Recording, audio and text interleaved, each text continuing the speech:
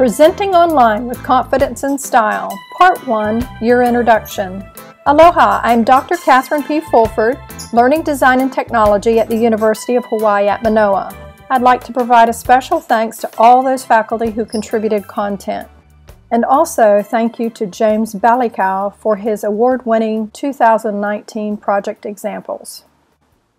This is a three-part video series. Part 1 is your introduction, Part 2, basic content, Part 3, final polish. Let's start with Part 1, your introduction. Your conference paper, what is important? First is your introduction of yourself and your topic. Next is a statement of the problem, your justification. Next is your lit review. Be brief on this one. Methods, this is what you did. Results or design, what you discovered. Then you want to show your project. That's what they're most interested in. Next is the discussion, what you learned. This particular part is about the introduction and the statement of the problem. Introduction, who are you and why do I care? This is what the audience is thinking. So you may want to show your picture to help them get to know you. You may want to say where you're from, talk about what you do, build trust, be authentic, because social presence is all about connecting with real people. Also, use your voice. You want to be strong and confident, so sit up straight or stand up straight and let that voice project. Be energetic and interesting. You may have to work on this.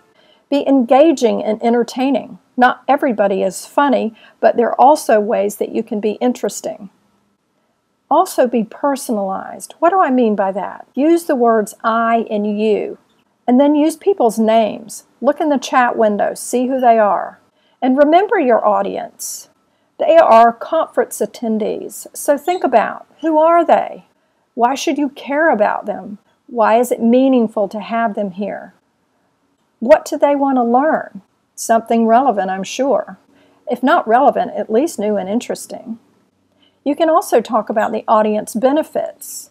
So the WIFMs, or what's in it for me's for them.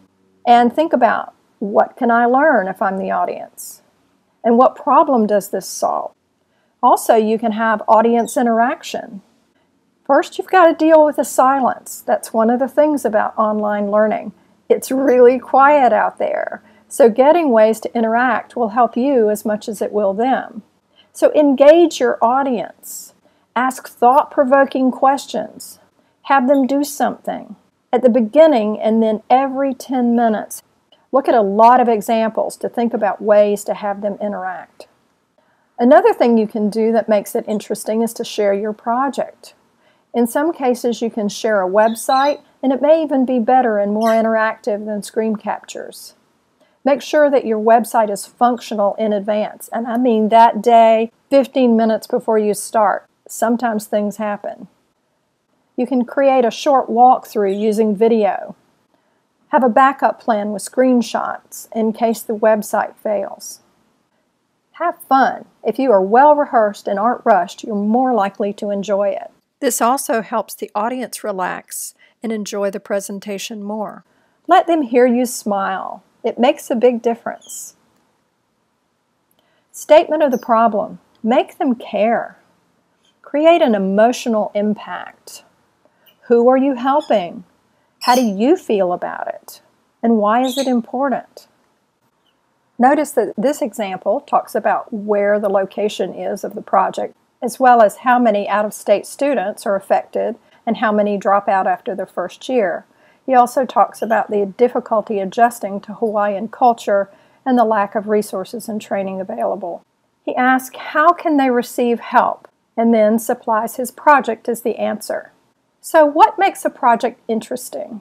If you tell it as a story, and the best story, of course, is your story. Why did you choose this topic? Where are you in all of this? What are the exciting or challenging events you faced? A good story has a beginning, a middle, and an end. I love this quote from Aristotle. A whole is that which has a beginning, middle, and end. Just be brief about the middle. With a very short amount of time, focus on why you were interested in the topic. Set the stage. Why was your study or project needed? talk about what you created, how you used good design principles, what you found out, and what matters to others. Aloha and mahalo. Now it's time to watch our next video. Presenting Online with Confidence and Style, Part 2, Basic Content.